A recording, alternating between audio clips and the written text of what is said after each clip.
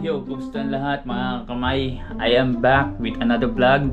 So, kung nakikita nyo sa dingding natin, may sinag ng araw at mainit pa mga kamay, pero okay na rin yan kumpara kaninang umaga. Sobrang init at meron tayong pupunta na medyo malamig na lugar. So, babaya tayo mga siguro 15 to 20 minutes gamit ng ating e-bike, yung single, at doon tayo magpupuntahan. At na-miss ko kayo at na-miss ko mag-vlog. Sobrang hectic ng schedule natin nowadays. Ng end of school year, tapos basta dikit-dikit ng schedule, hindi natin magawa ng paraan na may singit kasi laging God pas Gedli mga kamay. So ngayon Holy Week, so walang pasok, walang gagawin, walang schedule, walang lakad. So ito lang magiging lakad natin mga kamay, yung medyo maganda, slight travel lang at doon tayo mag-uuntahan sa taas. At mostly siguro ng mga viewers natin napanood na yung natin pupuntahan, pero doon kasi yung parang magandang place na malapit-lapit lang dito na pwede tayong makapag-vlog. So let's go mga kamay, samahan ninyo at doon tayo mag-uuntahan at meron tayong di-discuss dito sa vlog. So abangan nyo mga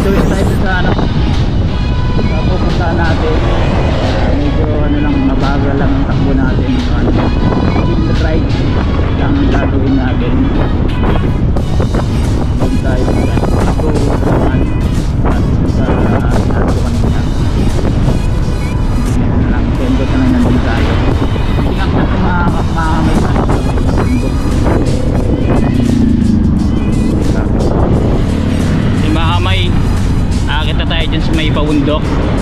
So yan, pinahanay magkasalipin dito tayo sa kanan. Signal light lang tayo. Medyo matraffic Bakit tayo dito? Sa taas tayo, sa taas. Papunta tayong Kaliraya. Let's go, medyo andan, malamig sa taas. At dyan tayo tatambay ng Bagya. Sana kayanin itong e-bike. Let's go. Ayan naman. Ang gagawin ko mamaya pa uwi is gliding kasi pababayan pa uwi Sa mga gusto pumunta dito ang daanan. May packet. Ganda dito. Malamig. Kahit na mainit, medyo malamig dito. May dyan tayo. Dyan tayo tatambay. Medyo ingat lang kayo dito pag pupunta kayo sa Kaliraya Lake kasi bakit yan at madaming kurbada. Syempre meron kayong mga kasalubong dyan, baka hindi kayo pamilyar at mabulaga kayo. So ingat-ingat lang, curvalicious, madami licious dito. Malapit na tayo, siguro mga 5 minutes na tayo. Yan ang beauty and nature dito sa Laguna. Sharp curve pababa. Kaya tayo mga kamay. Yeah. Yan mga kamay, nandito na tayo sa Kaliraya. So yun, kita nyo yung talagang nature. Kita dito mga kamay. Ayan grabe. Nasa taas tayo ng bundok. Kahit nakainitan mga kamay, medyo dito malamig. Kasi natatabunan pa ng mga puno So meron diyang tinatayo mga kamay, parang sky road. Magandang tanawin. Hindi tayo makatigil ka ng pero construction. Doon sa baba mga kamay, yun ang dinaanan ko eh. Hindi lang kasi kita dito. Pero kung nakikita nyo yung tubo na yan, dyan ako dumaan kanina. Paakyat kasi dito. At doon yung ano, yung pinaka-Kaleraya rig sa may taas. So hindi na tayo pupunta doon. Baka hindi umabot si Nami. Kasi puro pataas. At ay, malamig dito mga kamay oh. Yan, talagang yung sikat ng araw talagang matindi, pero malamig ang ano, pakiramdam natin. Hindi siya tulad ano, na nandun sa baba na talagang feel na feel mo. Dito talagang ano, malamig. Talagang ano pa, preserve pa kahit paano yung ano, yung ano natin, yung nature dito sa ano, sa Kaleraya. So yun, hanap lang tayo ng ano, ng spot tatambayan mga kamay, kasi doon tayo magdi-discuss kahit paano. So baga mix to ng ano, ng mini travel vlog, tapos mapakita sa inyo yung beauty ng nature at the same time. Syempre mag-update din tayo mga kamay sa ano, sa nangyayari dito sa ano, sa mundo ng ano, ng social media, lalo na sa YT mga kamay, at lalong na sa ating pinuno syempre. So kung saan tayo nagmula mga kamay sa mundo ng vlogging, sa Sorry Family. Yan mga kamay, medyo umakyat pa tayo ng bahagya. Kayang-kaya pa pala, sabi ko ano, akala ko ano, madalobat si Nami. Full charge pala to may. So dito naman tayo sa kabila mga kamay. Ayan, grabe. Bundok naman, kanina may dagat, may lawa. Dito naman tayo sa bundok mga kamay. At meron akong kita dyan na ano, na parang kape sa nasa daan, maganda tambayan yun. So pupunta tayo dito mga bagay sa baba. Baka malapit na tayo sa Kaleraya. Hindi ko kasi memorize eh, pinaka lake mismo na makikita natin pababa, kasi nasa taas tayo, kita natin lake, baka medyo malayo pa, malanganin tayo mga kamay. Bumaba na tayo, pababa na tayo ng, ano, ng Kaleraya. So gahanap na tayo ng, ano, ng medyo malimlim na spot tulad nito na nasa kalsada lang, at puro tayo braking ang gagawin natin kasi hindi na natin kailangan magsilinyador, pababa na to eh. Consumo sa brake yan, ano, diba? Wala, hindi ako nagsisingador mga kamay. Ano lang, puro brake lang. Kasi pababa na nga ang ano, ang way natin. So let's go. Hanap lang tayo ng ano, ng noong nakaraan meron akong tinambayan dito. Doon lang siguro sa unahan para doon tayo mag-vlog. Ano mga kamay. Talagang ano, medyo preserve po yung ano, yung environment talaga. Nakaka-amaze, tsaka talagang presko dito kung akit kayo. Kumbaga hindi nyo alintana yung ano, yung init dito sa ano, sa Pilipinas yung panahon ba. Mga kamay, dito tayo sa ano, tabing daan. Maraming na ano, nadaan mga kamay oh, pahapon na. So pero dito tayo mag-vlog mga kamay. Hayaan natin silang tumingin para masanay ako mga kamay sa pag-vlog on public, kasi kailangan natin yun eh. Kailangan natin ng ano, ng kapal na mukha. So kumbaga i-tour lang natin ano, yung ano, yung pagtingin-tingin nila kung anong ginagawa natin. Pero dito na tayo mga kamay sa ano natin i-discuss. So several days ago siguro meron akong kitang ano, live stream ni Japper. Pero napansin ko lang mga kamay sa mga viewers natin dyan na medyo delayed na siguro notification sa upload sa live stream, kasi minsan ano, yung nag-notify sa akin mga several days ago, siguro mga 5 days na yun, 2 days siguro mga kamay, bago siya nag-pop sa ano ko sa screen na may live stream. Tapos pag silip ko, reply na lang.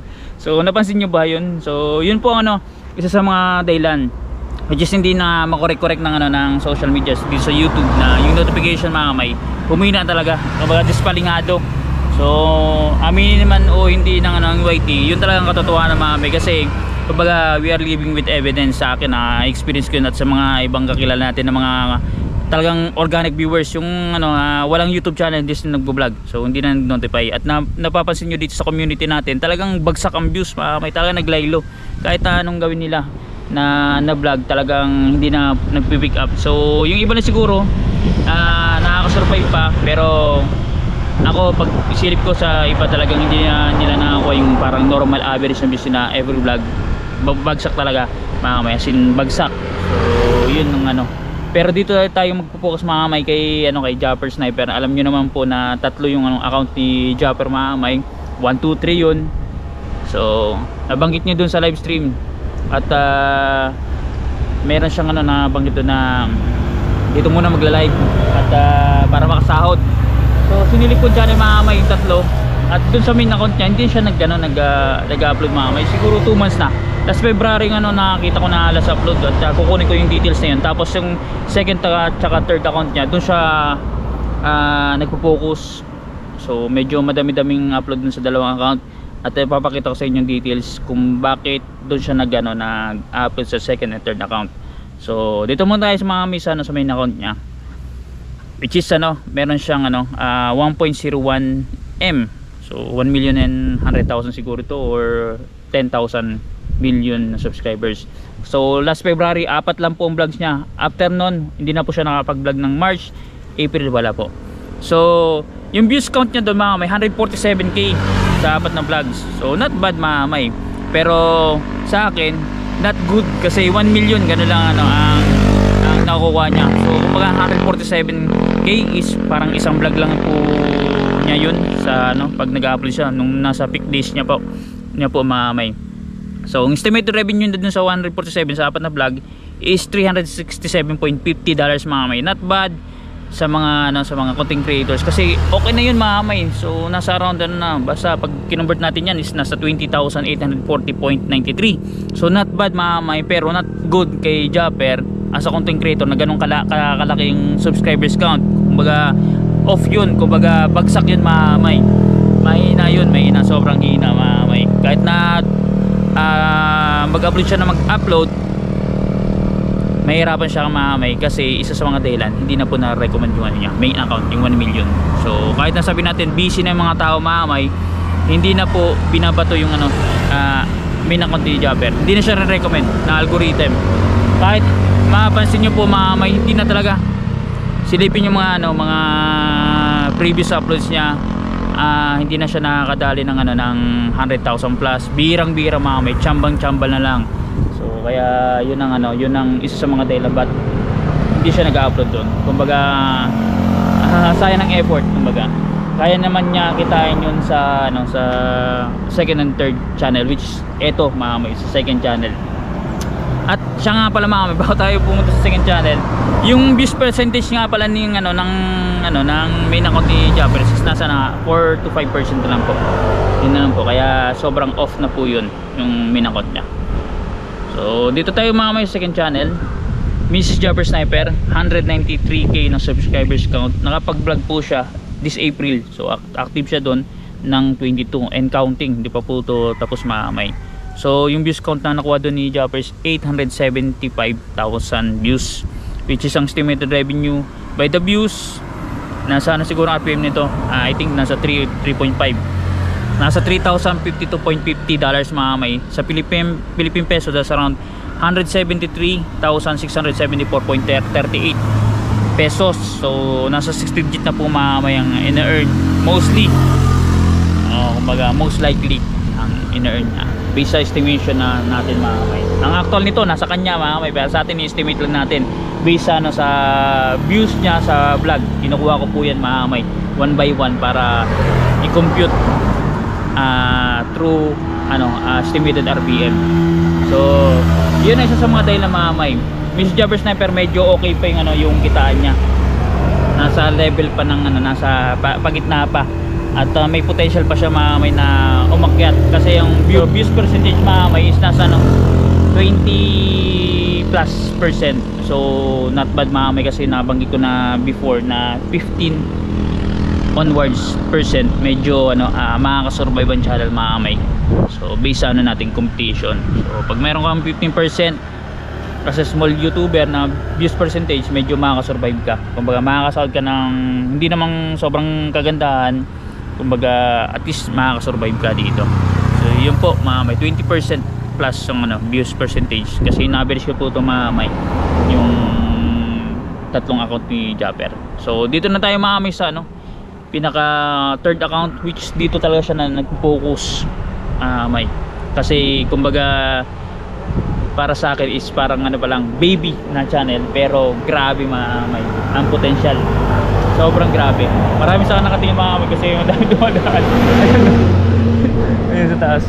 So third account may Japper the Sniper. Sa mga hindi nakakalam, kay Japper po to, legit sa kanya. So kumbaga verified dyan may, kasi yung iba parang skeptical, naiisip na baka to fake account, may kinukuha lang yung mga upload ni Japper tapos nire-upload sa dito sa channel. So sa kanya po ito mamay.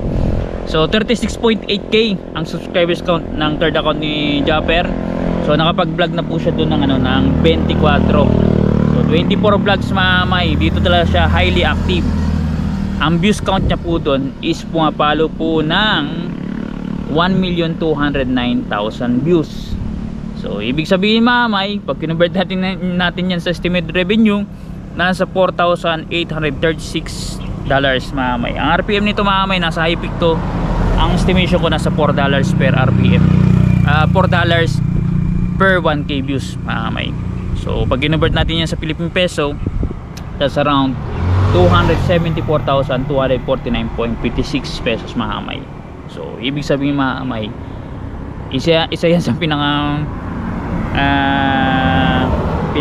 dahilan ni Japper bakit dito siya nag-focus mamay, kasi sobra po mamay yung nanonood dun sa channel niya, sa third account. Malaki po ang RPM nun. So 36,000 subscribers, meron siya mga views mamay na way beyond sa 36,000 subscribers niya. Meron ako nang nakita dun na nag 100,000 mamay, 90,000, 70,000 yata, at yung iba 50,000. Basta lampas po sa minsan sa subscribers count niya, at bibira lang po ang below. At sa views percentage mamay, sabi ko nga nasa high peak. Ang views percentage po ni Japper doon sa third account niya is nasa 130+%. So ibig sabihin mamay, sobra sa subscribers count niya yung mga nanonood sa kanya. So yung iba nakasubscribe, yung iba hindi pa, skeptical pa, pinag-aaralan pa mamay, pero nanonood sila. At highly recommended po ang third channel ni Japper sa YouTube. Kumbaga circulate siya mamay, at paikot-ikot siya mamay. Talagang binabato ng YT compared dun sa main account niya at second account. Kaya dito siya nagpo-focus sa third channel at second channel, kasi mamay kung doon siya mag-upload mamay sa main account niya, baka gumawa siya ng tatlong vlog doon, pwede naman niya kitain ng isang vlog sa second at third account niya, isang vlog lang. Kaya mas mas less ang effort, pero high ang income o revenue na makukuha niya. So kumbaga diskarte lang talaga mamay ang ginagawa ni Japper. Kung mapapansin nyo, wala namang bago sa ginagawa niya. Kumbaga family like vlog, yung paglaot, pagisda, travel vlog. So normal na vlog which na ginagawa naman niya sa main account niya, pero hindi siya nagpipik, di ba? So dito muna siya nakapokus. Yun po ang dahilan mamay. Recommended sobra yung third account. Yung second, medyo recommended, pero yung first channel o main channel niya hindi na masyado mamay. Kumbaga tingin ko i-try nyo siguro mamay, kahit pa paano kikita pa naman nyo. Siguro mga gagawin niya lang, mga BTS na lang mamay, behind the scene dun sa mga ginagawa nyo sa second, third channel. Kasi parang para kumita pa rin mamay, para hindi pa rin mga talagang totally talagang mawala sa mainstream mamay dito sa YT. Para at least yun nga, sayang kay mamay, 1 million yun, hindi biro mamay na abutin ng isang content creator. So marami na naman nakitang content creator mamay na million ng subscribers na bagsak na talaga. Kahit anong gawin mamay, talagang bagsak. At doon sila nakapokus mamay sa nila YT, ay sa Facebook. So nagtakbuhan, may mga kabatch si Japper na binanggit sa akin mamay na doon sa Facebook nagpa-viral.